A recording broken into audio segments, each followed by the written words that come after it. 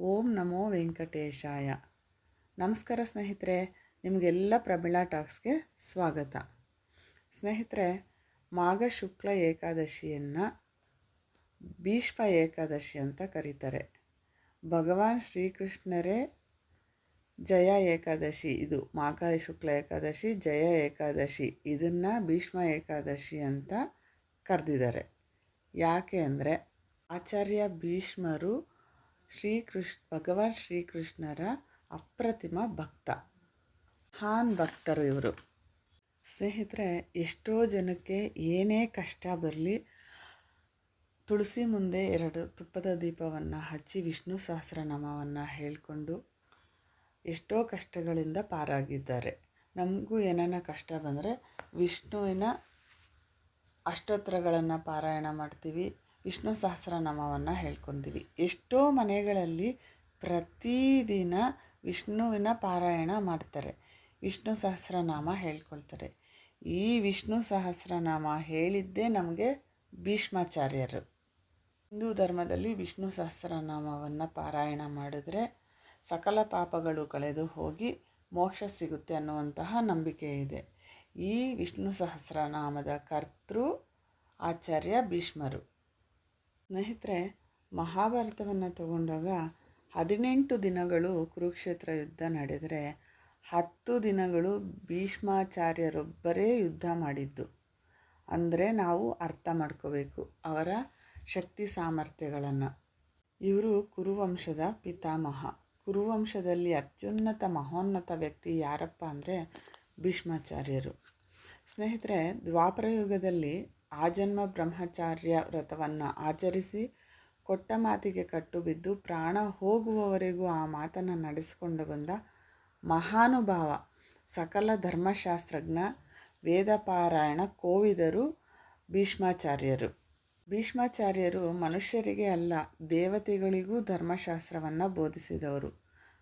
ಕುರುಕ್ಷೇತ್ರ ಯುದ್ಧದಲ್ಲಿ ಅರ್ಜುನ ಬಿಟ್ಟಂತಹ ಬಾಣಗಳು ದೇಹ ಪೂರ್ತಿ ಚುಚ್ಚಿ, ಅಂದರೆ ಯಾವ ರೀತಿ ಆಗುತ್ತಪ್ಪ ಅಂತಂದರೆ ಭೀಷ್ಮಾಚಾರ್ಯರು ಬಾಣಗಳ ಹಾಸಿಗೆ ಮೇಲೆ ಮಲಗಿರ್ತಾರೆ, ಅಂದರೆ ಅಷ್ಟು ಬಾಣಗಳು ಚುಚ್ಚಿರ್ತವೆ. ಈ ರೀತಿ ಅವರು 58 ದಿನ ಬಾಣದ ಶಯ್ಯೆಯಲ್ಲಿ, ಬಾಣದ ಹಾಸಿಗೆ ಮೇಲೆ ಇರ್ತಾರೆ. ಯಾಕಪ್ಪ ಅಂದರೆ ಉತ್ತರಾಯಣ ಪುಣ್ಯ ಕಾಲಕ್ಕೋಸ್ಕರ ಬಾಣ ಬಿಡಲು ಕಾಯ್ತಾ ಇರ್ತಾರೆ. ಬಾಣಗಳು ಚುಚ್ಚಿ ಹೇಗೆ ಬದುಕಿರ್ತಾರೆ 58 ದಿನ ಅಂದರೆ ಇವರು ಇಚ್ಛಾಮರಣಿಯಾಗಿರ್ತಾರೆ. ಇವರಿಗೆ ಇವರ ತಂದೆಯಿಂದ ಇವರು ಇಚ್ಛಿಸಿದಾಗ ಮರಣ ಹೊಂದುವ ವರ ಸಿಕ್ಕಿರುತ್ತೆ. ಹೀಗೆ ಉತ್ತರಾಯಣ ಪುಣ್ಯ ಕಾಲಕ್ಕೋಸ್ಕರ 58 ದಿನ ಇವರು ಬಹಳ ನೋವನ್ನು ಅನುಭವಿಸ್ತಾರೆ. ಅವರ ದೇಹದಿಂದ ಪ್ರತಿ ರಕ್ತದ ಕಣನೂ ಹೊರಟು ಹೋಗಿರುತ್ತೆ. ದೇಹ ದಿನದಿಂದ ದಿನಕ್ಕೆ ಕ್ಷೀಣಿಸಿ ನರಕ ಯಾತನೆಯನ್ನು ಅನುಭವಿಸಿ ಅವರು ಮಾಡಿದಂತಹ ಚಿಕ್ಕ ಪುಟ್ಟ ತಪ್ಪುಗಳನ್ನು, ಪಾಪಗಳು ತೊಲಗಿ ಹೋಗ್ತವೆ. ಉತ್ತರಾಯಣ ಪುಣ್ಯಕಾಲ ಮೊದಲಾದ ಮೇಲೆ ಮಾಘ ಮಾಸ ಶುಕ್ಲ ಪಕ್ಷದಲ್ಲಿ ಅಷ್ಟಮಿ ತಿಥಿ ರೋಹಿಣಿ ನಕ್ಷತ್ರ ಇರೋವಾಗ ತನ್ನ ಪಂಚಪ್ರಾಣಗಳನ್ನು ಬಿಟ್ಟು ಪ್ರಾಣತ್ಯಾಗ ಮಾಡ್ತಾರೆ. ಹೀಗೆ ಪ್ರಾಣತ್ಯಾಗ ಮಾಡೋಕ್ಕೂ ಮುಂಚೆ ಶ್ರೀಕೃಷ್ಣ ಪಾಂಡವರೊಂದಿಗೆ ಭೀಷ್ಮಾಚಾರ್ಯರು ಈ ದಿನ ಪ್ರಾಣತ್ಯಾಗ ಮಾಡ್ತಾರೆ, ಬನ್ನಿ ಹೋಗೋಣ ಅಂತ ಪಾಂಡವರನ್ನು ಕರ್ಕೊಂಡು ಭೀಷ್ಮಾಚಾರ್ಯರಲ್ಲಿಗೆ ಬರ್ತಾರೆ. ಆಗ ಭೀಷ್ಮಾಚಾರ್ಯರು ಭಗವಾನ್ ಶ್ರೀಕೃಷ್ಣನನ್ನು ನೋಡಿ ಭಗವಾನ್ ಶ್ರೀಕೃಷ್ಣನ ಲೀಲೆಗಳನ್ನು, ಕೃಷ್ಣನ ಅವತಾರಗಳನ್ನು, ದಶಾವತಾರಗಳನ್ನು ಪಾಂಡವರಿಗೆ ವರ್ಣನೆ ಮಾಡ್ತಾರೆ. ಸ್ವಾಮಿ ತನ್ನ ದಶಾವತಾರದ ರೂಪವನ್ನು ಅರ್ಜುನನಿಗೆ ಬಿಟ್ಟರೆ ನಂತರ ಭೀಷ್ಮ ಪಿತಾಮಹರಿಗೆ ಮಾತ್ರ ದರ್ಶನ ನೀಡಿದ್ದರಂತೆ.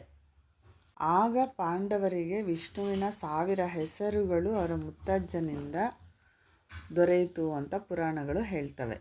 ಹೀಗೆ ಬಾಣಗಳ ಹಾಸಿಗೆ ಮೇಲೆ ಮಲಗಿ ಶ್ರೀಕೃಷ್ಣ ಭಗವಾನರನ್ನು ನೋಡಿ ವಿಷ್ಣು ಸಹಸ್ರನಾಮವನ್ನು ಪಾರಾಯಣ ಮಾಡಿದರು ಭೀಷ್ಮಾಚಾರ್ಯರು. ಈ ರೀತಿ ನಮಗೆ ವಿಷ್ಣು ಸಹಸ್ರನಾಮ ಆಚಾರ್ಯ ಭೀಷ್ಮರಿಂದ ದೊರೆತಿದೆ. ಸ್ನೇಹಿತರೆ, ನೋಡಿದ್ರೆ ಅರ್ಥ ಆಗುತ್ತೆ ನಮಗೆ ಭೀಷ್ಮಾಚಾರ್ಯರು ಎಂತಹ ಮಹಾನ್ ವಿಷ್ಣುವಿನ ಭಕ್ತರಾಗಿದ್ದರು ಅಂತ. ಇನ್ನೊಂದು ವಿಷಯ ಏನಪ್ಪ ಅಂದರೆ ಭೀಷ್ಮಾಚಾರ್ಯರಿಗೆ ವಾರಸುದಾರರಿಲ್ಲದ ಕಾರಣ ನಾವೇ ಎಲ್ಲರೂ ಅವರಿಗೆ ಮಕ್ಕಳು ಮೊಮ್ಮಕ್ಕಳು ಎಂದು ತಿಳಿದು ಎಲ್ಲರೂ ಅವ್ರಿಗೆ ಮಾಘ ಶುಕ್ಲ ಅಷ್ಟಮಿ ಎಂದು ತರ್ಪಣವನ್ನು ಬಿಡ್ತಾರೆ. ಆ ದಿನ ತರ್ಪಣವನ್ನು ಬಿಡದೇ ಇರೋರು ಏಕಾದಶಿ ಎಂದು ಬಿಡ್ತಾರೆ. ಈ ರೀತಿ ಭೀಷ್ಮರಿಗೆ ಎಲ್ಲರೂ ತರ್ಪಣವನ್ನು ಬಿಡಬೇಕು ಅಂತೇಳ್ಬಿಟ್ಟು ಮಹಾಭಾರತವನ್ನು ರಚಿಸಿದ ವೇದವ್ಯಾಸರೇ ಸ್ವತಃ ಹೇಳಿದ್ದಾರೆ. ಈ ರೀತಿ ಭೀಷ್ಮರಿಗೆ ತರ್ಪಣಗಳನ್ನು ಬಿಟ್ಟರೆ, ಭೀಷ್ಮರಿಗೆ ಅರ್ಘ್ಯವನ್ನು ಕೊಟ್ಟರೆ ಸಂತಾನ ಫಲ, ವಿವಾಹ ಫಲ, ದಾಂಪತ್ಯ ಸಮಸ್ಯೆಗಳು ತೊಲಗಿ ಹೋಗ್ತವೆ, ಲೋಕವನ್ನು ಉದ್ಧರಿಸುವಂತಹ ಸತ್ಸಂತಾನ ಪ್ರಾಪ್ತಿಯಾಗುತ್ತೆ ಅಂತ ಪುರಾಣಗಳು ಹೇಳ್ತಿವೆ ಸ್ನೇಹಿತರೆ. ಈ ರೀತಿ ತರ್ಪಣಗಳನ್ನು ಹೆಣ್ಣು ಮಕ್ಕಳು ಬಿಡಬಾರ್ದು ಸ್ನೇಹಿತರೆ. ಅಂದರೆ ತಂದೆ ಇರೋರು ಬಿಡಬಾರ್ದ ಅಂತ ಸಂದೇಹ ಬರುತ್ತೆ. ತಂದೆ ಇರೋರು ಕೂಡ ಭೀಷ್ಮರಿಗೆ ತರ್ಪಣಗಳನ್ನು ಬಿಡಬಹುದು ಅಂತ ಶಾಸ್ತ್ರಗಳು ಹೇಳ್ತಿವೆ.